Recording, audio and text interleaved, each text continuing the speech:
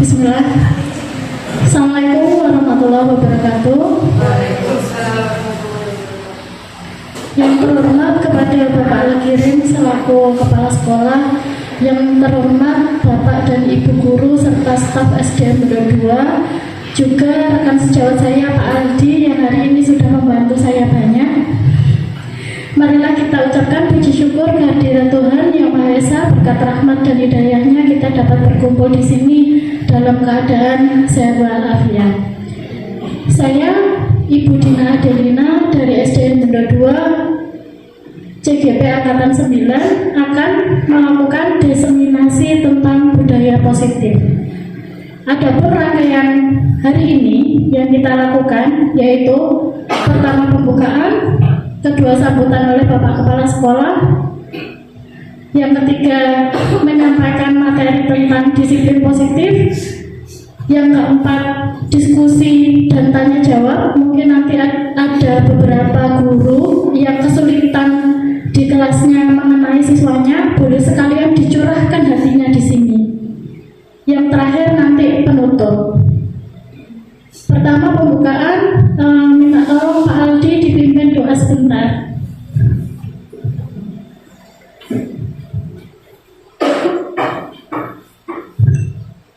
Assalamualaikum warahmatullahi wabarakatuh.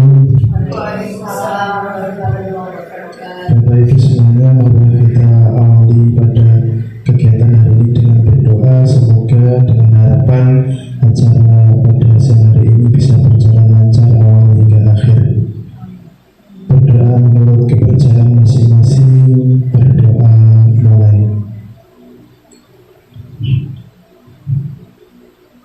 Selesai.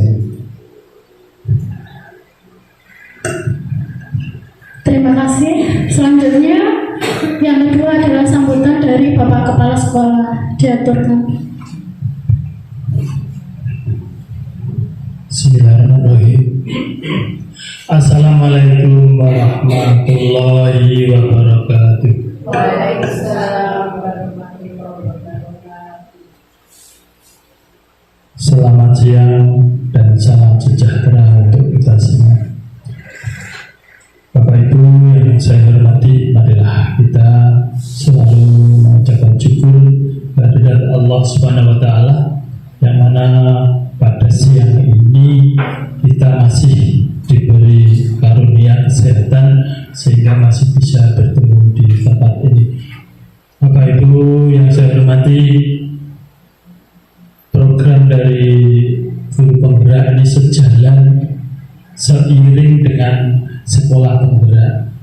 Sebenarnya sekolah penggerak pun ketika setelah lokakarya atau mendapatkan ilmu baru, ada pengimbasan atau diseminasi ke guru yang lain, terutama satu sekolahan. Nah, ini untuk sekolah penggerak malah ketinggalan ini, jarang, kita hanya berapa kali itu IHT saja itu sama itu. Kemudian pas lokakarya diukur belum diimbaskan. Lah ini kita cukup beruntung punya dua guru penggerak, dua calon guru penggerak, yaitu ketika mendapatkan pengetahuan baru diimbaskan pada kita, disampaikan pada kita. Nah, kita cukup bersyukur dan beruntung. Selain sebagai tugas dari seorang CGB, tapi itu sebenarnya ada manfaatnya untuk kita sehingga paham. Misalnya ini dengan judul itu budaya positif ya. Nanti tolong kita cermati bersama dan kita merefleksikan diri, apakah kita sudah menerapkan budaya positif atau disiplin positif atau belum. Kalau belum, nanti apa yang akan kita lakukan selanjutnya, apa hambatannya dan sebagainya. Terus nanti kita lihat apa dampaknya terhadap siswa. Gitu. Intinya bahwa budaya positif itu adalah, menurut saya, pengalaman saya itu adalah mengurangi adanya hukuman terhadap siswa. Jadi kita dicoba untuk mengurangi ya. Kalau menghilangkan tidak bisa, berarti mengurangi tentang adanya hukuman. Tapi dianjurkan untuk nanti ada istilah restitusi dan sebagainya, begitu. Nanti tolong dicermati. Kalau sudah siang, rotok ngantuk-ngantuk, tapi tadi sudah diisi BBM-nya oleh Bu, sehingga siap untuk mendengarkan. Begitu pesan saya. Nanti sekolah penggerak pun akan memanfaatkan Pombel ini, ya, komunitas belajar ini, untuk selalu mendiskusikan atau mengimbaskan sesuatu kepada Bapak Ibu guru yang lain. Harus siap dengan ada ataupun tidak makanan atau minuman. Nah, ini nanti harus tetap kita bersemangat. Ketepaan ada ya disyukuri, kalau tidak ya tidak apa-apa ya, karena memang sambil menunggu waktu itu kita sambil dapat ilmu, begitu ya. Siap ya. Nah, gitu. Demikian yang bisa saya sampaikan.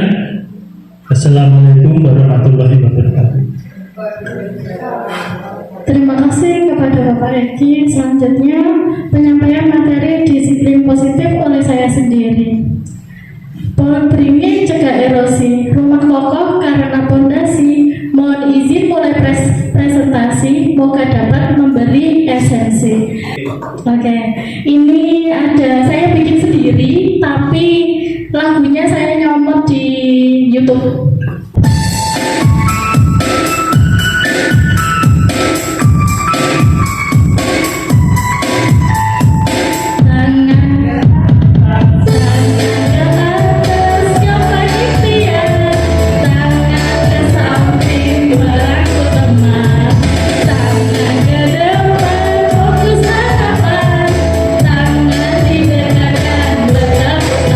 Yang satu kasih lagi.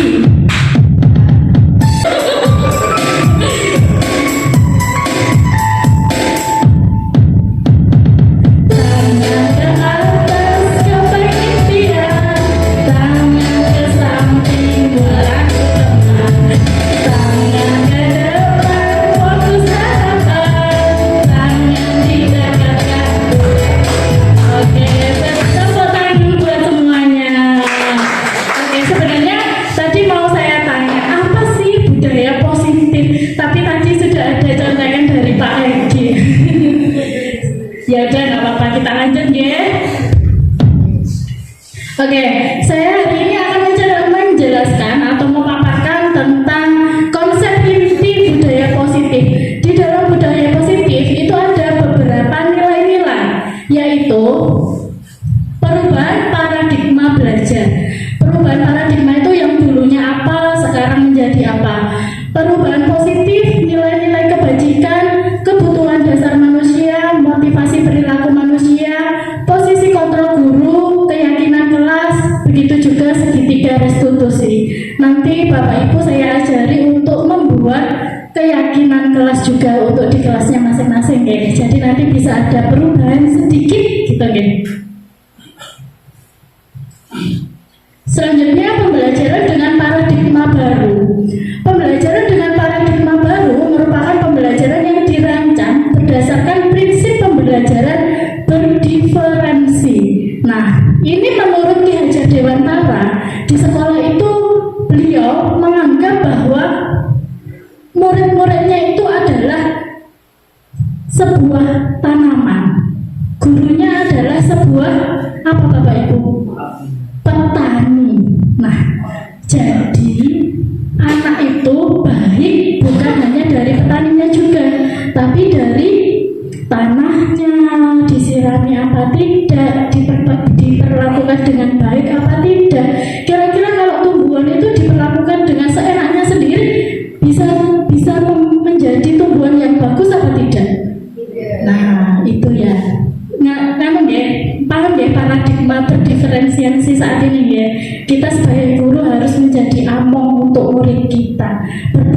kepada siswa. Nggih. Nah, saya minta tolong untuk Bapak Ibu berhadapan, nanti salah satu tangannya dikepalkan, mengepalkan tangan. Jadi berhadapan. Nah, teman yang satunya sebagai yang tidak memegang, panjenengan semua ini merayu untuk agar membukanya gimana? Boleh diilik-ilik, boleh dirayu-rayu, terserah mau diapakan. Yang penting gimana caranya membuka kepalan tangan ini, gitu nggih? Saya hitung sampai 3 ya. 1, 2, 3. Boleh dirayu-rayu, boleh boleh dipaksa buat buka juga boleh.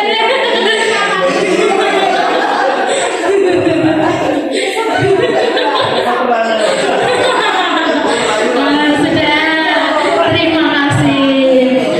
Bapak Ibu ada yang tadi kebuka tangannya? Nggak ada ya. Nah itu mungkin saya bisa bertanya pada Bu Ferry yang dekat sini. Bu Ferry mungkin bisa melepaskan tangannya itu karena siapa? Biar bisa terbuka sendiri itu karena apa? Kan jenengan kan dengan kuat dirayu-rayu dengan Bu Kolis itu nggak bisa lepas. Nah kalau jenengan melepaskan itu karena keinginannya siapa? Karena keinginan saya sendiri. Itu Bapak Ibu sama dengan murid kita nih. Kita itu sama-sama manusia dengan murid kita. Murid kita itu juga punya konsepsi, punya teori kontrol. Jadi kalau jenengan paksa, anak itu bahkan bisa marah atau mempertahankan kekuatannya. Gimana bisa anak itu bisa berubah? Karena tumbuh dari hatinya sendiri. Sama kayak panjenengan tadi. Gimana caranya bisa melepas? Nah, melepas itu juga karena dirinya sendiri, bukan karena bantuan dari orang lain ataupun apa-apa. Sama dengan yang ini. Mungkin kita masih seperti ini, ya.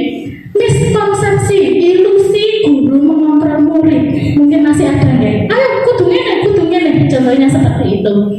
Ilusi bahwa kritik membuat rasa bersalah mampu menguatkan karakter, padahal itu tidak benar. Bisa menjatuhkan mental anak. Begitupun dengan kita, ya. Kita aja kalau digitukan juga sama punya perasaan yang seperti itu. Ilusi bahwa semua penguatan posisi efektif dan bermanfaat, padahal tidak. Karena bisa berubah atau bermanfaat itu karena jati dirinya atau dari dirinya masing-masing, di internalnya, bukan dari eksternal. Kalau eksternal itu hanya sebuah cara niki cari muka gitu loh, ya. Nah, tapi kalau dalam dirinya sendiri, dia akan berubah dengan dirinya sendiri dan akan berkelanjutan, gak hanya sekali 2 kali. Ngerti ya? Lanjut, disiplin positif. Nah, ini tadi yang sudah dijelaskan Pak Egi di awal banget. Disiplin positif merupakan salah satu cara penerapan disiplin yang bertujuan untuk menumbuhkan, nah ini perlu digarisbawahi, menumbuhkan kesadaran serta memperdayakan peserta didik. Ini ada lagi, tanpa imbalan penghargaan. Makanya kenapa di K13 itu tidak ada peringkat. Bapak Ibu pasti bertanya, ya, atau wali murid bertanya, ngapa kok gak diwai ranking anakku pinter? Karena ini tadi, bukan karena ribet, tapi karena perubahan dari dalam dirinya anak sendiri.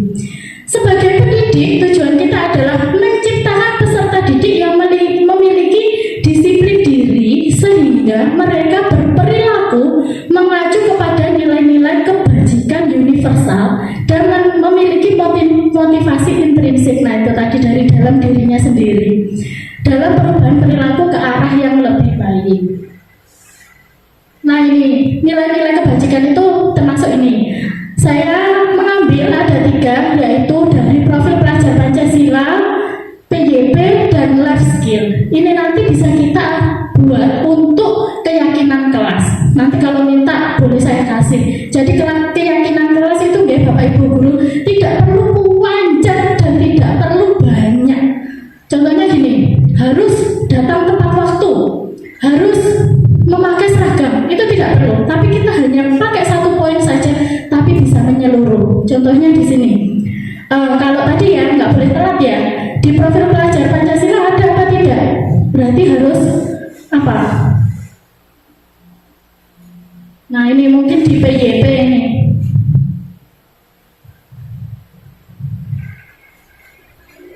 Bertanggung jawab berarti ya, bertanggung jawab gitu saja, tapi bisa menyeluruh. Nah, kita bisa memakai poin salah satu di sini. Contohnya, kalau ini ya bertakwa pada Tuhan yang Maha Esa.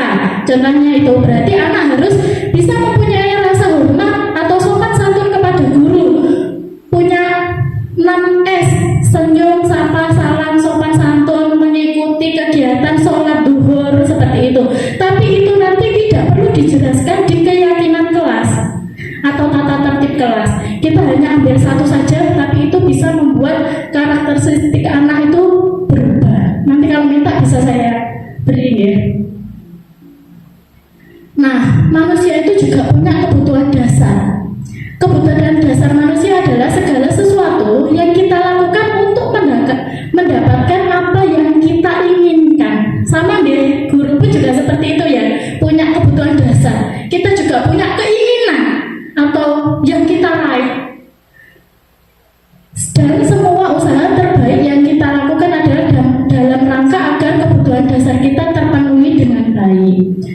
Nah ini kebutuhan 5 kebutuhan dasar manusia, yaitu ada bertahan hidup. Contohnya makanan, pakaian, tempat tinggal, keamanan, kesehatan. Kita begitupun juga siswa kita juga memerlukan bertahan hidup. Kasih sayang dan rasa diterima. Rasa diterima, dipedulikan, berbagi. Kalau kira-kira kita kalau nyentak anak atau dengan kata-kata kasar, kira-kira kita ada dikasih rasa sayang apa tidak ya? Belum ya. Jadi anak itu juga perlu dikasih rasa sayang. Dengan kata-kata halus pun mereka itu juga bisa berubah. Jadi jangan pesimis atau putus asa untuk Bapak Ibu guru ya. Karena kita harus mengontrol diri kita sendiri. Penguasaan harga diri, keinginan untuk dianggap memimpin, berprestasi, diakui. Nah, seperti contohnya tadi ada muridnya Bu Kolis yang belum bisa perkalian. Meskipun dia itu pesimis tadi, terus aku gak iso. Nah, itu tadi. Padahal itu bukan dia itu seperti itu. Dia itu punya keinginan dan harus memiliki rasa. Nah, tadi keinginan untuk bisa itu dia sebenarnya bisa, Bu. Jadi dia itu tadi belajar dengan Bu Kolis, tapi dia sudah pesimis. Nah, itu gimana caranya biar anak itu biar tumbuh? Kita gerakkan, kita kasih kata-kata yang baik dengan rasa kasih sayang kita, seperti itu. Dan memiliki kebebasan, memiliki pilihan. Contohnya seperti ini. Ada materi ya, kalau di kelas ya, ada materi tentang membuat teks. Nah, biarkan dengan paradigma baru kita berdiferensi itu tadi. Contohnya membuat teks, anak-anak boleh membuat teks yang dia inginkan, nggak usah terbatas. Kita kalau di nganu pikiran kita dulu kalau ada sekolah penggerak kemarin ya, pikiran kita gini, bocahku dalam satu kelas itu 32. Apa aku mulai bocahku 32? Bukan berarti seperti itu. Kita itu juga manusia. Kita bukan Wonder Woman atau Spiderman atau Hulk seperti itu, tapi kita tetap guru. Kita tetap satu tujuan, satu materi, tapi kita bisa memberikan keleluasan untuk anak kita. Seperti itu. Jadi contohnya yang tadi ya, satu materi, tapi anak-anak itu bisa memilih. Maksudnya seperti itu. Bukan kayak gini. Bocahnya seneng rono kita tutupi. Itu enggak. Bukan seperti. Ada waktunya nanti di materi itu kita ajak keluar. Seperti itu enggak. Jadi di balik mindsetnya jangan terlalu tegang. Kurikulum merdeka itu menakutkan. Tidak sebenarnya. Malah senang, menyenangkan, bisa merasa kasih sayang dengan anak-anak. Seperti itu. Yang terakhir kesenangan. Nah ini anak berangkat sekolah itu harus mempunyai kesenangan, terutama itu. Jangan merasa aku malas ketemu Budina lagi. Nah, mungkin ada yang seperti itu. Nggak ada ya kalau dia udah 2 ya. Anak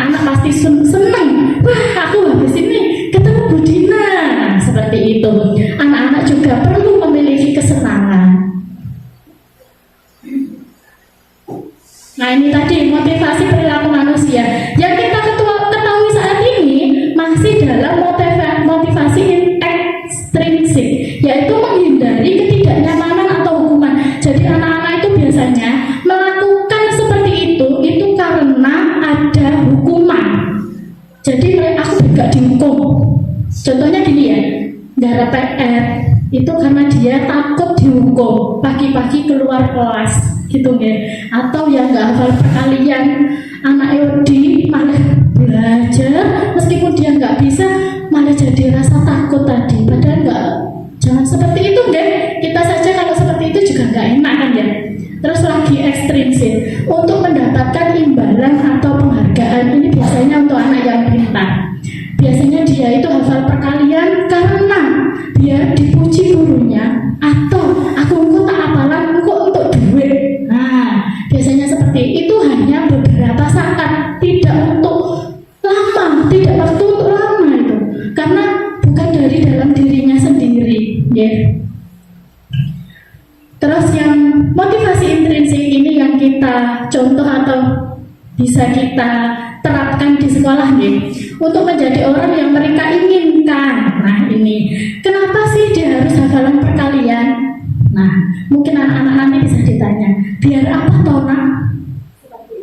Seperti itu ya. Jadi bukan karena ketidaknya, wah aku males ketemu Bu Kolis, guru-guru aku mesti diberi soal akeh. Nah, atau gini, aku tuh garut guru-guru iki kok mesti aku dihukum karo Bu Kolis. Nah, seperti itu, bukan seperti itu ya. Tapi dia mempunyai niat seperti ini.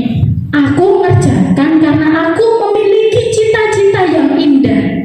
Aku mengerjakan karena aku mempunyai tanggung jawab. Nah, diganti seperti itu ya. Gimana cara kita menumbuhkan siswa yang seperti itu? Nanti kita bahas. Nah ini perbedaan, ada 3, hukuman, konsekuensi, dan restitusi.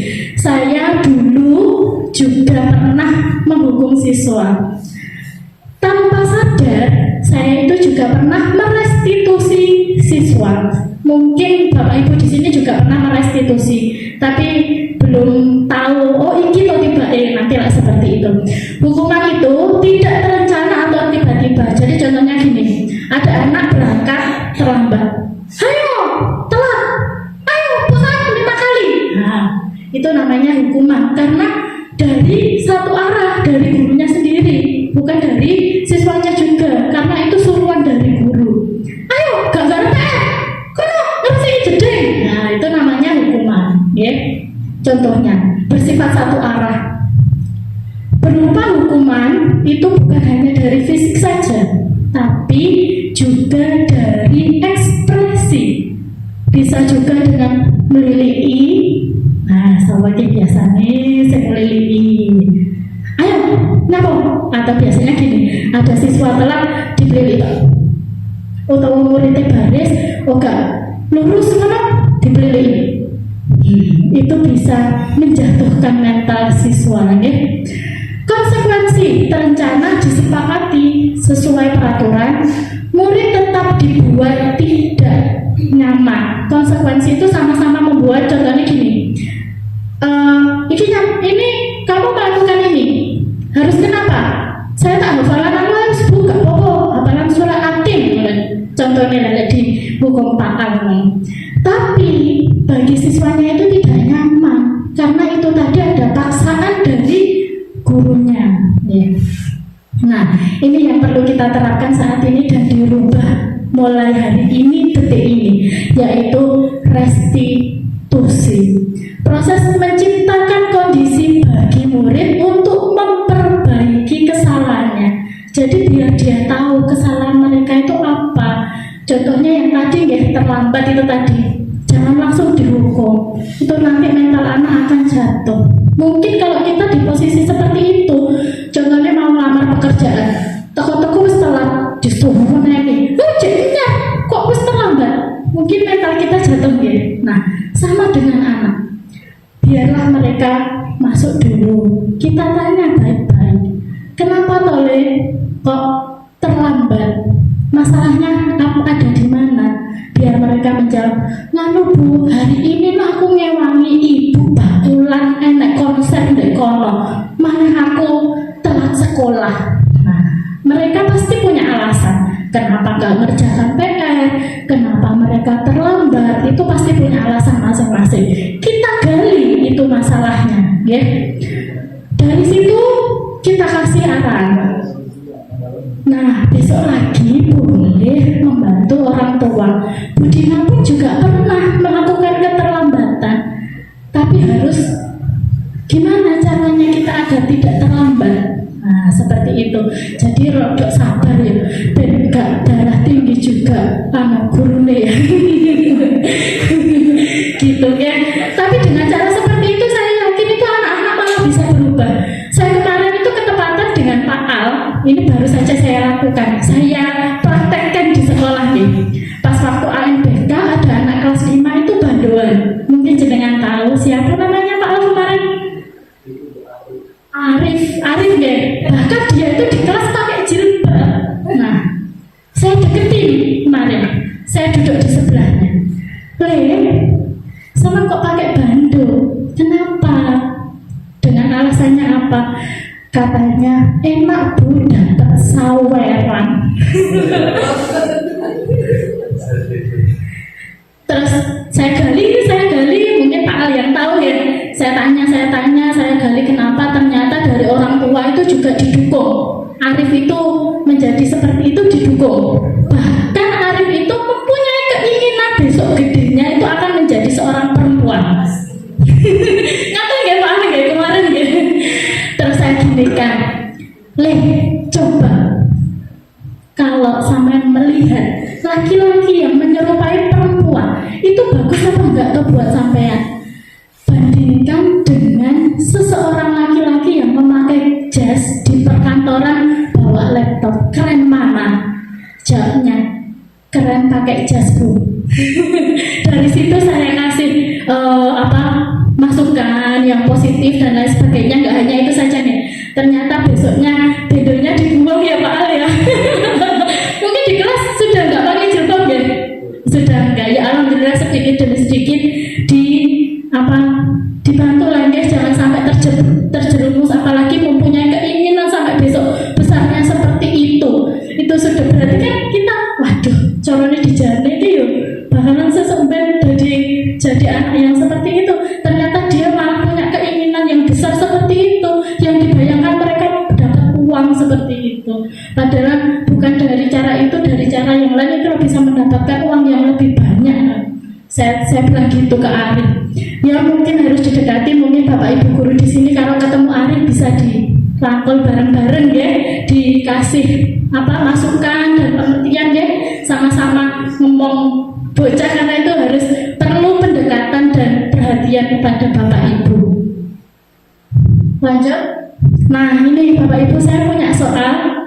Nanti kalau saya membacakan satu soal, jenengan kalau menurut jenengan hukuman, jenengan angkat tangan kiri hukuman. Kalau menurut jenengan konsekuensi, jenengan angkat jempol yang kanan. Paham ya? Oke, nomor 1 nih. Berlari di lapangan 5 kali karena terlambat ke sekolah. 1 sebentar kok ditulis. Semangat wis jawab. 1, 2, 3. Iya betul, ini adalah sebuah hukuman karena berlari di lapangan karena terlambat, kan enggak sesuai dengan apa yang dilakukan ya. Yang kedua, murid diminta push up karena tidak memakai atribut sekolah. 1, 2,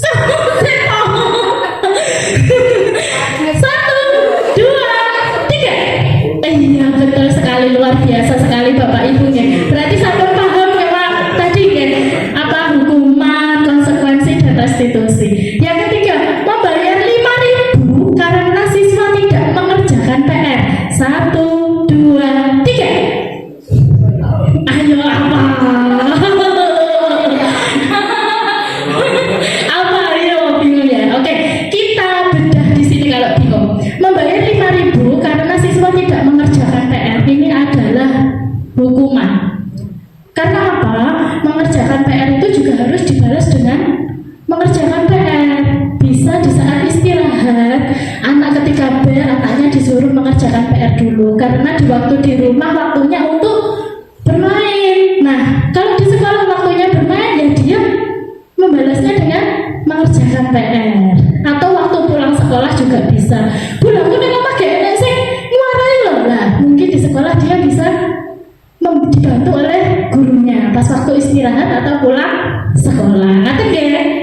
Oke, yang keempat, mengganti kertas teman karena dicoret-coret. 1, 2, 3. Iya, jempol. Konsekuensi.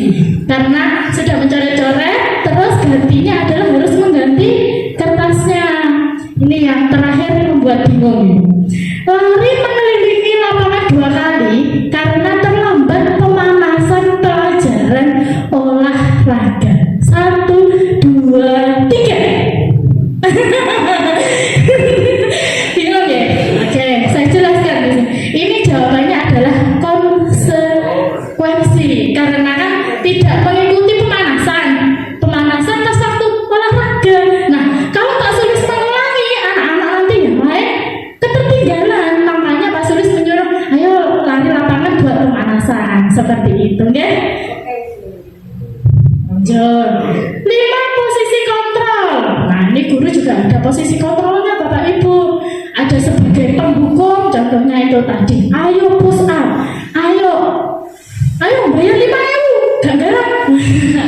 Contoh. Membuat merasa, oh nanti ada. Contohnya ini ya. Membuat merasa bersalah teman, pemantau, atau manajer. Oke, lanjut kita jelaskan satu-satu. Nah, ini contoh penerapan 5 posisi kontrol guru. Saya punya kasus ini guys, ceritanya.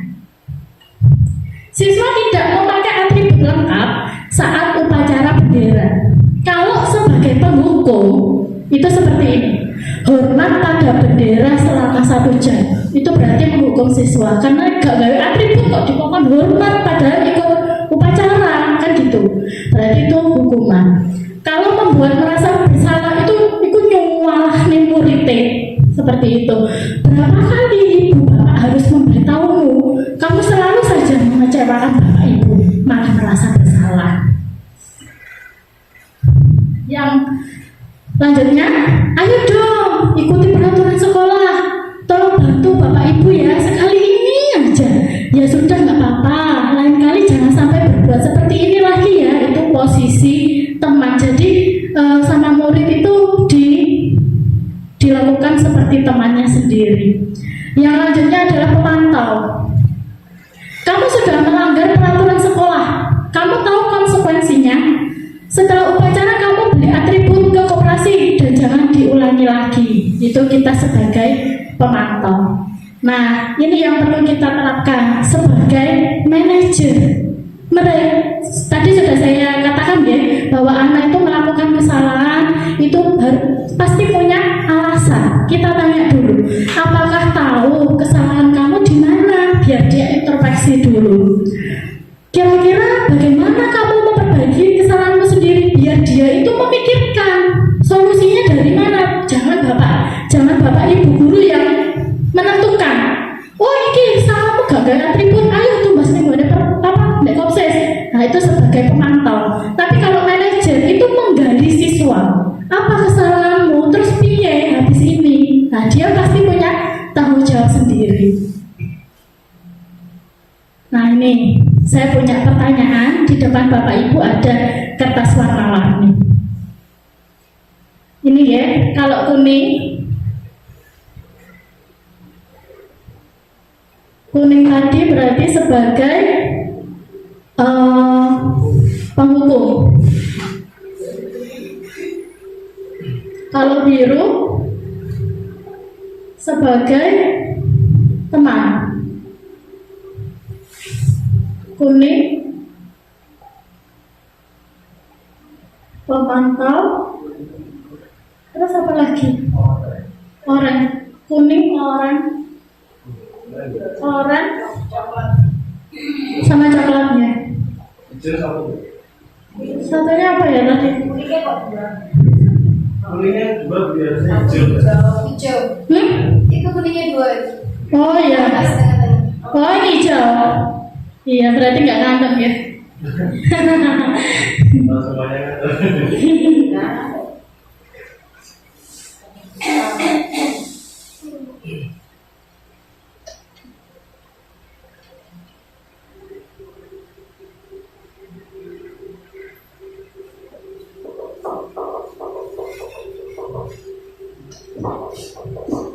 Oke, Bapak Ibu, nanti jenengan angkat salah satu kelompokan saja deh, karena terbatas. Saya ada pertanyaan, nanti hitungan ketiga bisa mengangkat warnanya. Ini, saya kecewa sekali dengan kamu. Kira-kira posisi kontrol apa ini? Penghukum, teman, pemantau, apa pembuat merasa bersalah atau manajer? Kok saya tahu yo dijelek disek. Dihitung dulu toh. Jadi bedanya untuk kacanya ngono.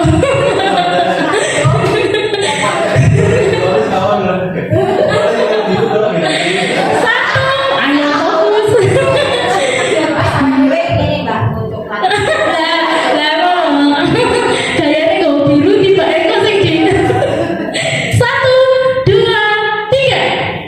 Oke, luar biasa. Pak tiru-tiru. Pak tiru-tiru. Ayo lanjut. Kamu tidak benar melakukannya. Kira-kira apa ya? Ayo sing punya bocoran boleh diangkat titik. Kamu tidak benar melakukannya. Penghukum, teman, pemantau, pembuat merasa bersalah atau manajer. Kamu itu tidak benar melakukannya. Harusnya itu seperti itu loh. Kira-kira apa ya?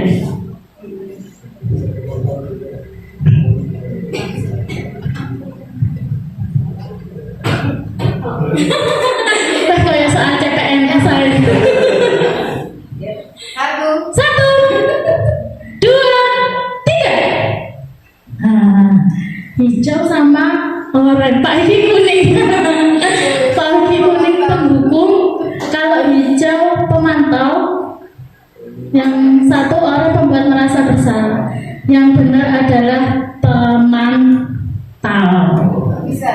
Karena ini kan menyuruh. Jadi sebagai pemantau. Tidak benar melakukannya. Nah, aku dunia ini. Bikin merasa bersalah atau Nah, kalau merasa bersalah kita kembali lagi Nah ini berapa kali Bapak Ibu harus memberitahu kamu selalu kayak memojokkan. Kalau merasa bersalah itu lebih ke memojokkan. Jadi tidak diberi apa itu namanya solusi. Tapi kalau di pemantau itu masih ada. Jangan diulangi lagi ya. Kamu sudah melanggar. Nah seperti itu. Kamu tidak benar melakukannya, berarti kan ada bocoran sedikit. Kamu itu tidak benar melakukan. Tapi kalau merasa bersalah gimana? Kamu salah, jangan seperti ini. Nah, itu lebih sadis. Lanjut. Apa rencanamu untuk menyelesaikan masalah ini? Satu. Apa kira-kira? Dua. Tiga. Luar biasa sekali, tepuk tangan. Betul sekali manajer. Iya. Kalau manajer sudah paham ya? Kalau manajer ya. Kalau manajer itu menggali siswa biar intrinsiknya itu keluar gitu. Nih, ayolah lakukan demi Bapak Ibu ya. Apa kira-kira? Satu. Bu Ana tuh ayo pinter loh Bapak Ibu. Bu Ana tuh ayo pinter. Besok kalau kita punya masalah bisa sharing ke Bu Ana juga. Satu, dua, tiga. Oke. Paling Pak lagi mana nganu krungu bisa ada Bu Ana. Ada lagi satu lagi. Kamu tidak pernah mendapat nilai jika tidak mengerjakan tugas. Apa kira-kira? Penghukum, teman, pemantau, pembuat merasa bersalah. Satu, dua. Pak Eki yang pintar tuh Pak. Tiga. Oke, benar semua kuning. Berarti sudah memahami ya di 5 tersebut ya. Ada penghukum. Kalau penghukum ini langsung menghukum, ya. Kalau teman itu seperti kita mau ngomongan bekonco, ngerayu wae kayak gitu. Kalau pemantau itu lebih mengatur iki salahmu iki kudu membalasnya dengan ini. Kalau pembuat merasa bersalah itu yang terlalu sadis memojokkan anak. Kalau manajer itu tadi menumbuhkan sikap intrinsik anak. Paham ya? Koyok muridnya dipaham. Nah ini Bapak Ibu, keyakinan kelas. Kalau dulu itu bukan keyakinan kelas deh, tapi lebih ke peraturan kelas atau tata tertib. Kenapa ya kok sekarang harus keyakinan kelas? Mungkin Bapak Ibu bisa menjawab? Ada yang bisa menjawab? Mungkin Pak Haji? Kemarin sudah ikut gayanya Pak Haji. Gini Bapak Ibu, kalau keyakinan kelas itu bisa menumbuhkan sikap anak dari intrinsik itu tadi di posisi kontrol manajer juga. Kalau tata tertib itu lebih menyuruh anak. Contohnya apa Bu Gani di sekolah kita tata tertibnya? Memakai seragam sesuai dengan harinya, menjaga kebersihan. Contohnya seperti itu nggih, kalau tata tertib menjaga kebersihan sama dengan menyuruh atau iki harus seperti ini. Nah, harus dilakukan. Itu kalau tata tertib atau apa tadi? Peraturan kelas. Nah, kalau keyakinan itu dibuat oleh satu kelas, oleh anak-anak, oleh siswa dengan guru, dilakukan semua, berdiskusi. Kita membuat keyakinan kelas apa? Contohnya itu tadi membuang sampah pada tempatnya, berarti termasuk apa ya tadi? Termasuk apa? Bertanggung jawab. Di situ kalau keyakinan kelas perlu ditulis saja, bertanggung jawab gitu aja. Jadi nanti kalau ada anak siswa yang melanggar, bisa kita restitusi, bisa kita tadi manajer. Ya. Kenapa kamu kok membuang sampah nggak pada tempatnya? Kita gali. Kita kan sudah mempunyai keyakinan kelas. Kira-kira keyakinan kelas apa yang kamu langgar? Seperti itu. Jadi lebih ditanya secara halus. Nah ini pembentukan keyakinan kelas yaitu bersifat abstrak, pertanyaan universal dibuat dalam pernyataan positif. Jadi tidak kata-katanya tidak terlalu panjang atau negatif. Jadi ada yang seperti ini, tidak boleh berkata kotor. Nah itu kan lebih ke gimana ya? Kalau kata-kata itu kalimat yang tidak enak didengar ya. Itu Bapak Ibu bisa menggantinya dengan kalimat positif. Berkata dengan sopan. Nah seperti itu. Jadi kalimatnya dirubah. Bukan yang ditulis itu bukan yang jelek, tapi dirubah ke kalimat yang positif. Seperti itu ya. Sedikit saja agar mudah diingat. Jadi nggak perlu banyak, tapi siswa itu tidak diterapkan sesuai dengan kondisi kelas dan sekolah sehingga mudah diterapkan. Mungkin kelas 1 sampai kelas 6 apa harus sama? Tidak, karena siswanya beda, gurunya juga beda, yang membuat juga berbeda. Jangan lupa juga di print, ditempel di kelas. Saya pun juga belum nge-print tapi sudah buat. Lanjut, nah ini segitiga restitusi. Suatu proses dialog yang dijalankan oleh guru agar dapat menghasilkan murid yang mandiri dan bertanggung jawab. Jadi istilah restitusi itu tadi ini loh Bapak Ibu, menstabilkan identitas, validasi tindakan yang salah, lalu menanyakan keyakinan. Contohnya menanyakan keyakinan seperti apa? Kapan kamu mau berubah? Nah, itu berarti dia mempunyai keyakinan seperti itu. Pokoknya sepane kudu ndang umum keluh kesah sing ning kelas iki. Nah ini contohnya kata-katanya.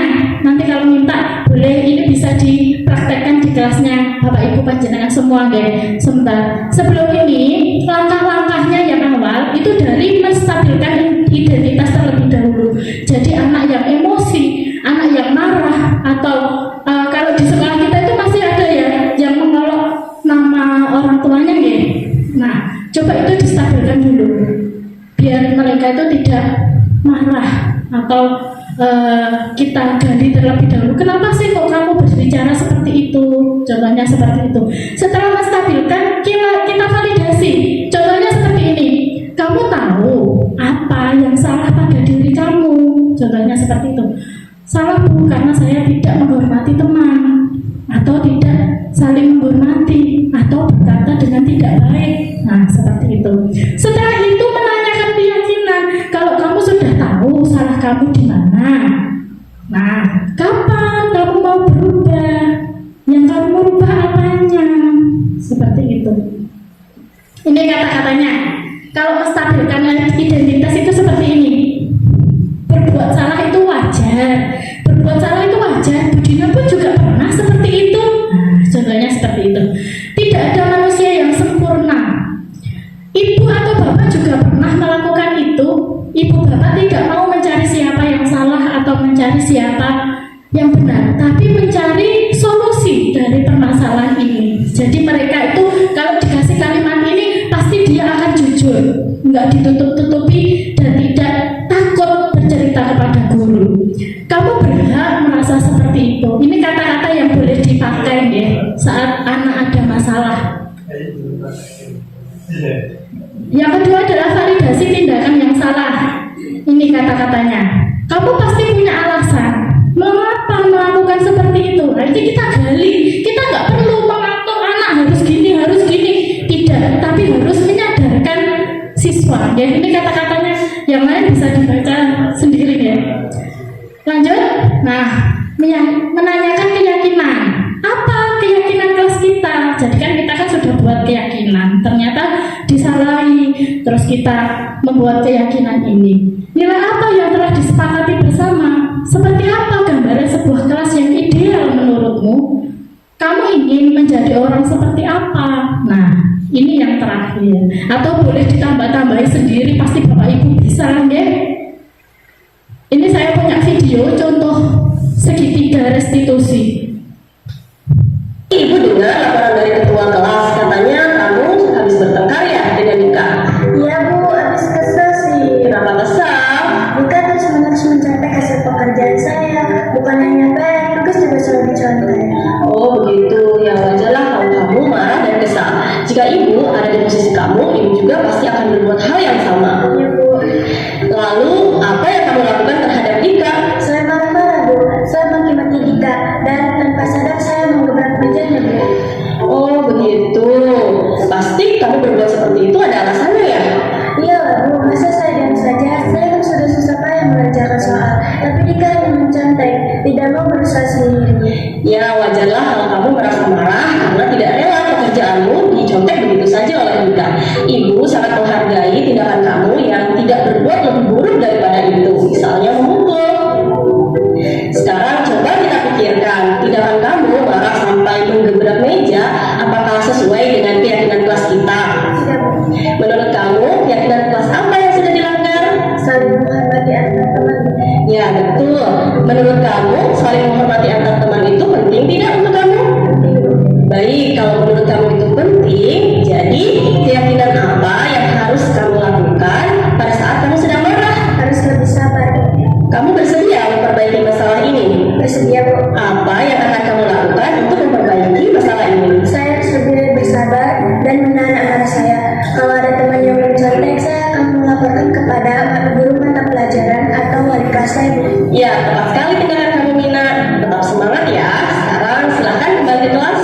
Terima kasih bu. Ya, sama-sama. Nah, ini contoh dari segitiga restitusi.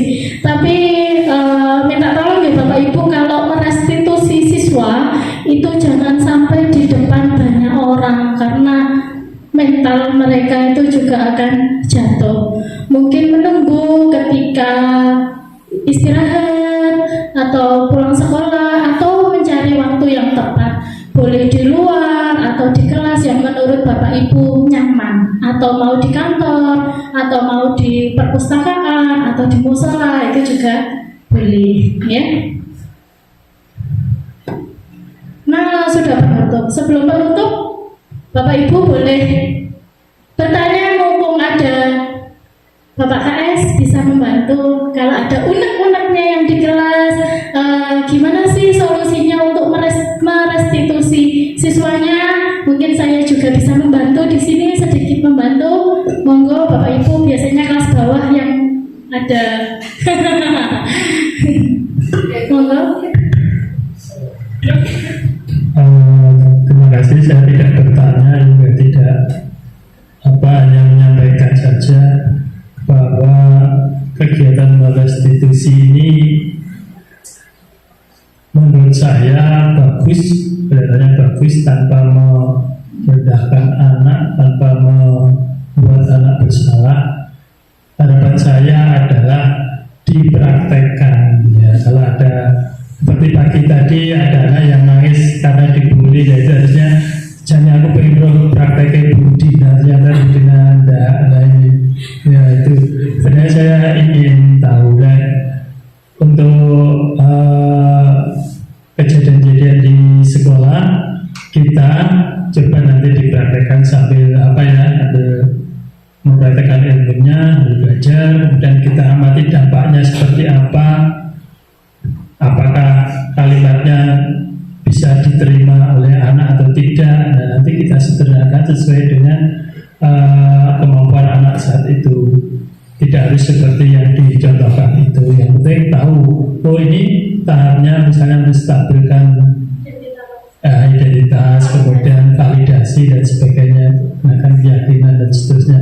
Nah, itu harapan saya adalah Bapak Ibu menerapkan mulai sekarang, berubah ya sedikit-sedikit dari yang biasanya nenek casing bermasalah langsung mesu-mesu marah-marah. Jadi kita mulai berubah, belajar sedikit demi sedikit. Begitu Bapak Ibu.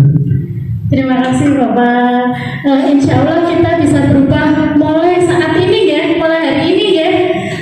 Lebih ngerti perasaannya anak-anak itu juga manusia. Kita pun kalau seperti itu kan juga pasti tidak mau ya.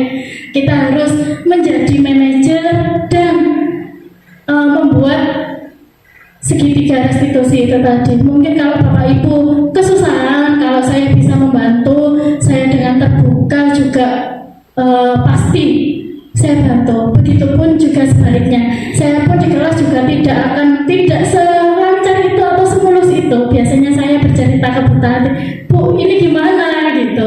Mungkin Bapak Ibu di sini boleh bertukar pendapat dengan siapapun atau dengan Pak Egi. Sebenarnya tanpa kita sadari Pak Egi itu udah menyuruh kita sudah lama Bapak Ibu.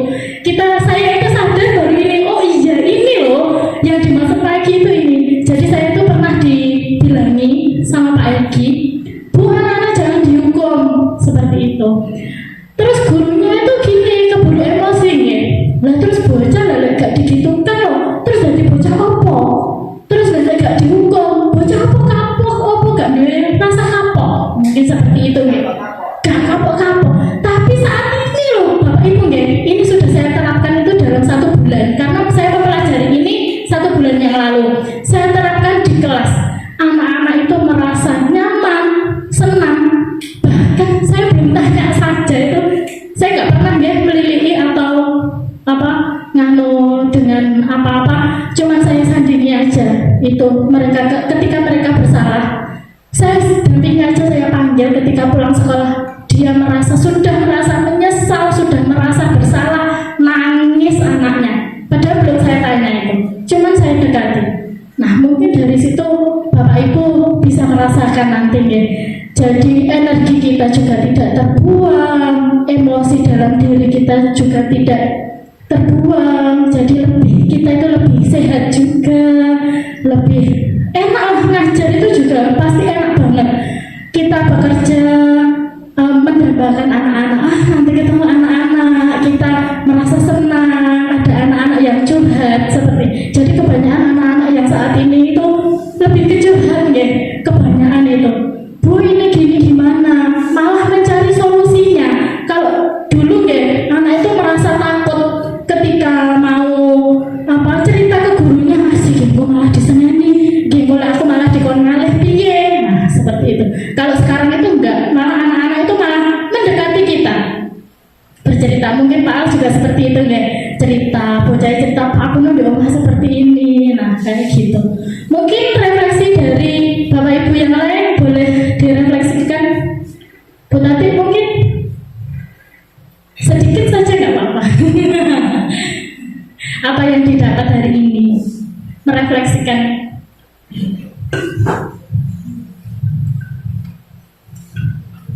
Terima kasih waktu yang diberikan untuk memberikan refleksi.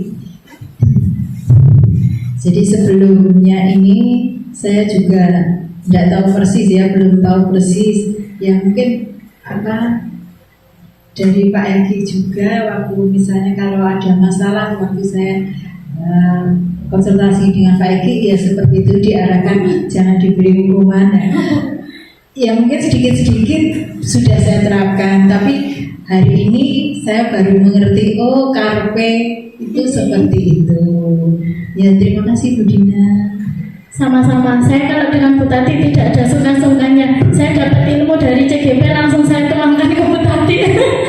Jadi dapat ilmu saya langsung bercerita, Bu sebenarnya menghukum kayak gini tuh nggak boleh loh Bu. Saya langsung cerita ke Bu Tati. Pasti. Jadi tanpa disadari kita dari dulu itu udah melakukan budaya positif ya. Apalagi Pak Egi sudah memberi motivasi buat kita buat tidak menghukum, ternyata sudah lama baru disadari saat ini ya. Cuman dulu kayaknya Pak Egi ya belum tahu langkah-langkahnya memvalidasi gimana, terus gimana kan tadi ada segitiga restitusinya. Mungkin masih bingung di situ ya. Kalau sekarang kan sudah ada solusinya ya Pak Egi ya. Jadi hari ini bisa benar-benar dirubah ngoten ya. Mungkin dari Bu Ferry. Kalau dari saya sebenarnya mau minta solusi dari teman-teman juga dari Bapak Kepala Sekolah. Karena saat ini murid saya itu ada yang suka tidur di kelas. Itu anak pondok, si Putri itu loh ya. Waktu pelajarannya sampai juga gitu ya.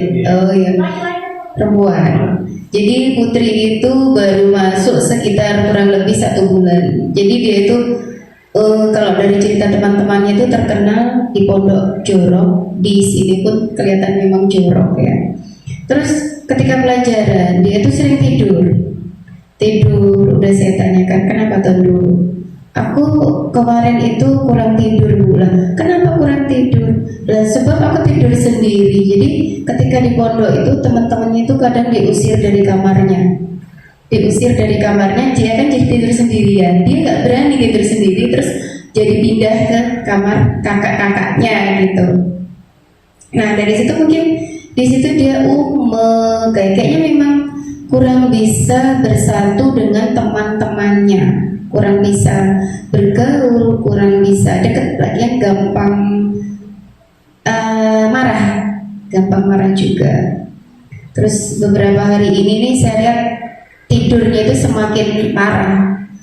Jadi ketika pelajaran saya kasih tugas gitu, dia malah tidur. Saya tanya, saya udah selesai loh? Belum. Kenapa? Ngantuk bu.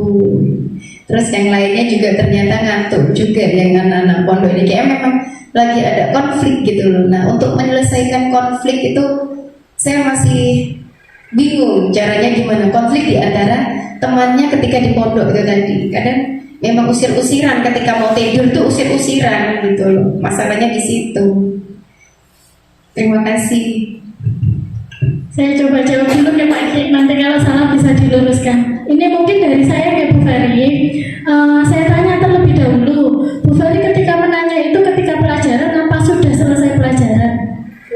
Sudah selesai pelajaran ya. Berarti Bu Ferry itu sudah sangat luar biasa sekali karena belum tahu segitiga restitusi.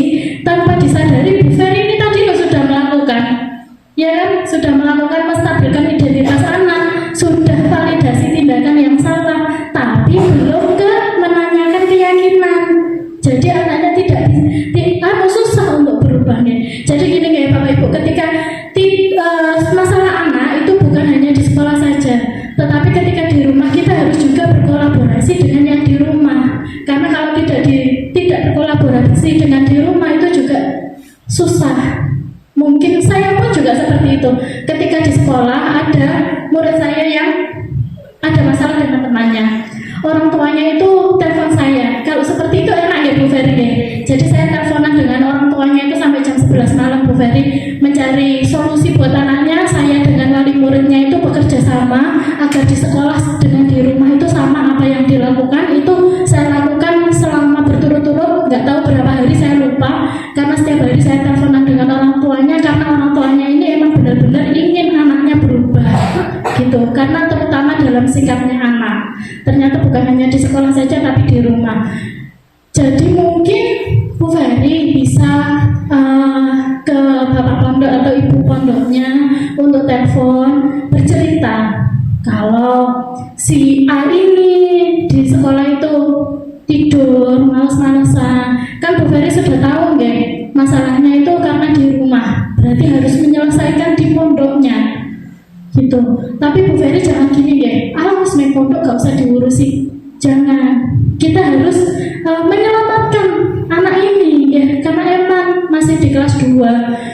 Malah kita selamatkan, malah kita rangkul, malah kita perlu kita dampingi anak yang seperti itu. Karena apa, kalau anak yang lain di rumah sudah ada yang mendampingi atau memberi kasih sayang seperti tadi yang saya bilang, karena anak itu juga mempunyai rasa kasih sayang, dicintai, dirasai, memiliki rumah, makanan, dan mungkin kebutuhan dari dirinya itu kurang Bu Ferry.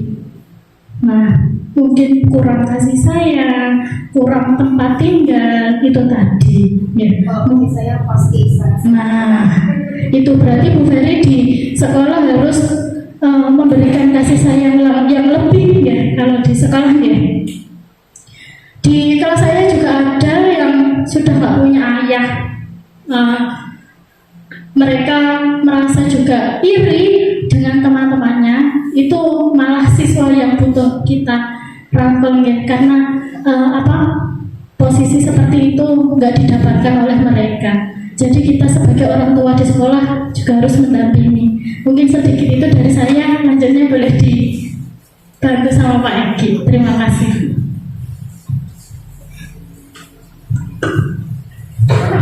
Terima kasih. Apa yang dilakukan Bu Ferry sudah mendekati seperti tahapan disebutkan restitusi, tapi harapan saya nanti kalau dimulai lagi melakukan ini ya, nanti dimulai dari awal, menstabilkan identitasnya. Dan saya kalau misalnya mau orang tidur di sekolah misalnya mesti ngatur dan sebagainya di situ, dan validasi tindakannya itu salah atau tidak dan sebagainya. Terus kira-kira apa usahanya atau rencananya apa untuk mengatasi sehingga tidak ngatur, itu tanyakan dulu ke yang bersangkutan sehingga dia punya rencana solusi. Karena berkaitan pondok, tapi dia bukan harus tahu kemauan anaknya itu seperti ini solusinya. Tapi dia tidak mampu, misalnya kalau gini kan, nanti bisa berkonsultasi dengan yang di pondok, anak itu seperti ini kan, sehingga bisa di sekolah nggak ngatur dan sebagainya, tidurnya bisa seperti ini, bisa pada begitu. Jadi sebelum memberi solusi kita gali dulu rencana atau keyakinan anak seperti apa untuk mengubah dari yang ngantuan tadi di sekolah itu, kira-kira apa yang bisa dia berbuat begitu dulu. Dan dicatat kalau bukan nggak ngerti, nggak gampang lali.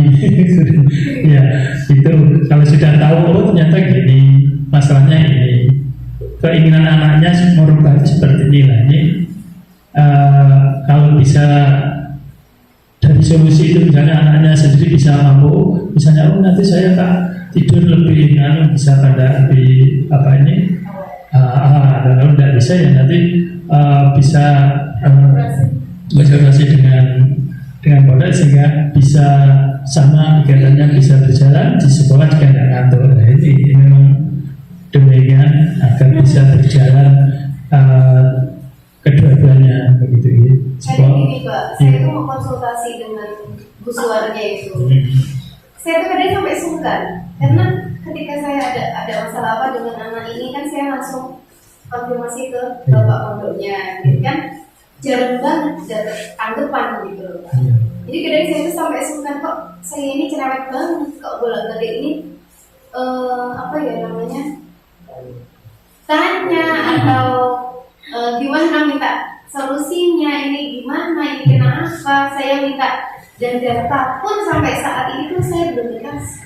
Cuma di foto-foto sekedar foto-foto doang, katanya foto bilangnya gini, oh ya besok Bu Ferry saya ke sekolahan sekalian ngasih fotokopinya, itu pun sampai sekarang gak ada yang ngasih. Terus kalau ada sesuatu anak itu kan katanya semua kebutuhannya dipenuhi dengan visual itu. Nah sekarang kayak krayon, ada yang punya krayon, ada yang enggak, malah yang putri itu buku itu semua bekasan. Nah itu loh Pak, kadang saya tuh sampai sungkan sendiri mau tanya itu saya sampai sungkan gitu loh Pak. Kok nanti gimana sampai ya gimana lah Pak? Saya mengerti apa yang diusahakan dilakukan oleh Bu Ferry sudah betul, tetapi untuk menyelesaikan itu kita berfokus pada apa dulu masalahnya. So masalahnya adalah yang pertama ya, misalnya kok anak itu ngantuk aja, kita selesaikan itu dulu. Masalah sih nggak punya krayon dan sebagainya nanti ke berikutnya. Itu ya biar apa ini fokus pada masalahnya. Iya, maksud saya itu sampai sungkan gitu loh Pak. Yang kemarin ini masalah buku sudah saya tanyakan, masalah krayon. Terus siapa yang bertanggung jawab memenuhi kebutuhan anak ini itu pun sudah saya ungkapkan. Tapi kan jenengan tahu sendiri responnya seperti apa gitu. Ya,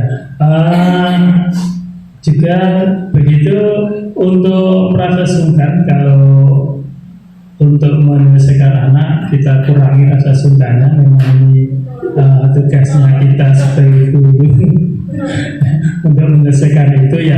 Mungkin sungkan itu mungkin subjektif kita ya, mungkin dia tidak masalah ya memang itu, tapi itu adalah sebagian dari tugas untuk menyelesaikan dari permasalahan anak yang kita sampaikan saja tanpa kita dari subjektif kita sungkan dan sebagainya.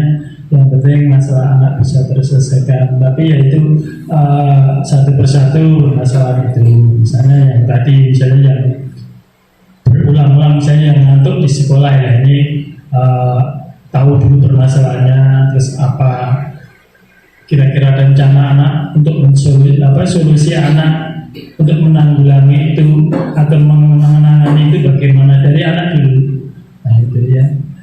Jadi begitu Bu, saya apresiasi memang Bu Ferry sangat perhatian pada anak-anaknya, sering curhat ke saya juga kalau ada masalah begitu, dan kadang-kadang saya spontan memberi bantuan, dihubungi ini hari ini saya tidak bisa, seandainya Bu Ferry menghubungi bagaimana, oh ya bisa Pak begitu. Memang Pak War ya sering janji ke saya tapi tidak iya bisa Pak saya ke sekolah, ternyata yang datang ya biasa lah.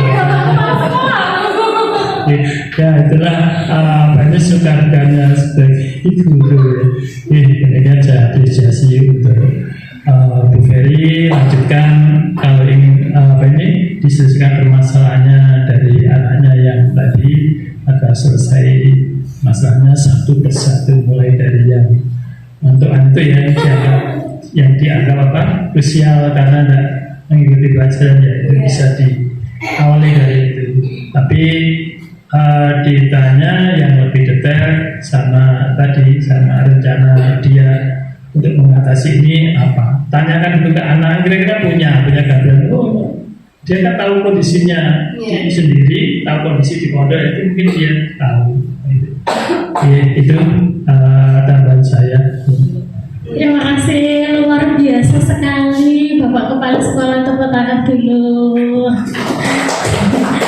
Sangat mengapresiasi Bu Ferry. Saya pun juga sangat mengapresiasi Bu Ferry karena saya itu nggak setelaten Bu Ferry ya. Ketika orang tua yang saya WA terus tidak ada respon, itu ya sudah patah hati ya. Gimana ya? Harus di WA, ya wes kayak gitu. Tapi Bu Ferry malah terus nggak apa-apa Bu Ferry, itu malah sebuah perhatian dari gurunya. Meskipun nggak direspon itu malah sudah benar sekali. Apapun yang disampaikan Bu Ferry berarti Bu Ferry sudah menyampaikan gitu. Nggak apa-apa Bu Ferry, lanjutkan saja karena itu malah yang ditunggu-tunggu wali murid, bukan bapak pondok ya, tapi yang ditunggu-tunggu wali murid itu malah seperti itu. Bahkan ada guru itu yang diizini siswanya yang nggak pakai surat izin pun bisa pakai WA, nggak perlu pakai surat. Itu kan kita sebagai guru juga harus membalas, meskipun sepatah dua kata itu kan juga menghormati lah. Itu bahkan ada suara dari luar, Ika di WA nggak gelem balas, di izinnya nggak balas, gitu Bu Ferry. Malah jadi saya sangat mengapresiasi Bu Ferry karena menyampaikan itu tadi loh juga nggak satu kata dua kata, tapi bakal pasti panjang menceritakan kejadian anak tersebut. Gitu Bu Ferry, nggak apa-apa Bu Ferry, lanjutkan saja Bu Ferry, itu berarti perhatian. Mungkin nanti Bu Ferry bisa menambahkan apa yang ditambahkan oleh Bapak KS tadi ya. Bu Ferry bisa lebih menggali ya, jangan Bu Ferry yang menjadi pemantau, tapi Bu Ferry menjadi manajer. Terus yang kamu lakukan kalau ngerti situasi seperti itu, yang kamu lakukan gimana? Gitu. Atau bisa juga seperti ini. Kalau Bu Ferry punya keyakinan kelas bahwa di sekolah itu harus menghargai waktu, mungkin di sekolah kan kita punya keyakinan kelas harus menghargai waktu. Terus gimana kalau kamu seperti ini? Apa kamu? Nah, mungkin bisa seperti itu. Jadi menggali siswa. Terus tadi anak yang tidak punya klien ya Bu Ferry ya, itu tidak masalah buat guru. Guru itu sangat kreatif Bu Ferry. Gambar itu mewarnai itu tidak hanya dari krayon, dari pensil, pulpen itu sudah bisa jadi. Bahkan kertas saja di keruas-keruas itu bisa jadi seni. Jadi jangan karya siswa ya, malah kita dorong saja. Nanti kalau Bu Ferry bilang gini, ini yang dari pondok nggak punya krayon sendiri, nanti malah anaknya merasa dol. Tapi kita bantu, mewarnai itu loh, tidak harus pakai krayon. Kamu ngerti apa tidak? Gambar diwarnai pakai pulpen atau sebutan dari pensil itu lo bisa, malah bisa menjadi karya yang luar biasa, lebih dari krayon itu bisa, bahkan bisa lebih mahal. Mungkin bisa menumbuhkan rasa semangat anak ya Bu Ferry. Jadi itu bukan hambatan ya, atau sudah saya bawakan krayon yang besar dari rumah. Oh gitu ya, alhamdulillah berarti ya. Atau gini, bisa juga kolaborasi dengan temannya. Anak-anak dikasih tahu gini, anak-anak yang melatih berteman dengan temannya atau saling berbagi, siapa ini anaknya bisa dikasih atau bisa dipinjami. Nah seperti itu ya Bu Ferry ya. Mungkin masalah kecil seperti itu bisa kita hadapi dengan seperti itu. Nggak semuanya, karena kita juga ngerti ya posisinya Gus War tidak hanya ngopengi satu anak, tapi beranak-anak dan bermacam-macam dan mempunyai masalah juga. Mungkin Pak War tidak mempunyai kebebasan, jadi bisa juga pikirannya itu banyak. Jadi mohon maaf ya Bu Ferry ya, tetap kita berusaha untuk menyampaikan keluh kesahnya kita. Mungkin mungkin Bu Ferry kalau ada waktu yang sangat senggang, Pak War bisa dibaca aja sudah nggak apa-apa, berarti tahu gitu loh ya. Jadi nggak apa-apa disampaikan aja, jangan dihentikan, itu malah kelihatan nggak perhatian pada anak gitu. Mungkin ada tambahan lagi? Bapak Ibu, kelihatannya sudah materi disampaikan dan juga dikepala. Selanjutnya ada tinggal aksi nyata. Tinggal kita membuat aksi nyata, yaitu betul-betul dilakukan di kelasnya masing-masing, di sekolahnya masing-masing, di siswanya masing-masing, dan nanti cerita dari hasil restitusi ini bisa jadikan cerita praktek baik, ditulis, nanti bisa diunggah di PNM atau apa itu ya. Bisa sebenarnya sebenarnya cerita nyata tidak perlu yang sulit-sulit, dan kita ambil contoh ini saja juga bisa. Jadi harus ada dokumentasinya dan pas memberikan restitusi ke anak-anak ya, ada di foto, ada di video, kemudian itu bisa jadi aksi nyata betulnya. Tapi jangan hanya ke PNM tujuannya, tapi kita memang memberikan menerapkan dan memberi penyelesaian dari permasalahan dari anak-anak kita bisa merasa aman, merasa nyaman di sekolah kita ini. Demikian yang bisa saya sampaikan. Terima kasih banyak Pak Eki. Semoga dari sini kita benar-benar bisa melakukannya ya Bapak Ibu. Terus saya tunggu dan saya juga butuh panjenengan semua apabila nanti kedepannya saya punya masalah atau ada apa-apa di kelas saya tidak bisa memecahkan masalah, mungkin panjenengan di sini kula repoti. Nggih, enggak apa-apa nggih. Jadi saling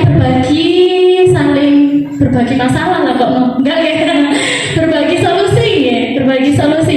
Mungkin Bu Ferry kalau ada una-una atau bikin keyakinan kelas kesulitan, saya siap membantu dan siap berdiskusi dengan panjenengan. Begitu juga dengan sebaliknya. Karena kan kita bukan karena Bu Ferry di kelas bawah, saya di kelas atas nggih. Kita sama-sama di sini menjadi pendidik dan menjadi among bertujuan pada siswa, berpihak pada siswa. Jadi gimana cita-cita murid itu bisa tergapai, ngoten nggih. Jadi jangan ada perselisihan antara kita membedakan kelas bawah, kelas atas ataupun dengan siapapun. Kita di sini sama-sama bekerja, tujuan kita juga sama di sini untuk memperbaiki kualitas anak, nggih. Jadi seperti itu. Oke, kalau sudah saya tutup ini yang terakhir. Dalam penerapan program disiplin positif, hendaknya guru memiliki standar kepribadian, profesional, dan juga sosial yang baik, di mana guru mampu merefleksi dirinya dalam posisi kontrol saat ini. Bagaimana perjalanannya dirinya sebagai among, ini tadi yaitu sebagai manajer, yang menuntun murid-muridnya menjadi insan yang mandiri, merdeka tanpa ada tekanan, aman, nyaman pergi sekolah, dan sangat senang ketemu dengan panjenengan semua, tidak merasa bosan, dan siswa itu mempunyai rasa bertanggung jawab pada dirinya atau pada intrinsik mereka sendiri sesuai dengan standar nasional pendidikan. Terima kasih. Pergi memancing ke Sungai Sula, nila dipancing di hari senja, salam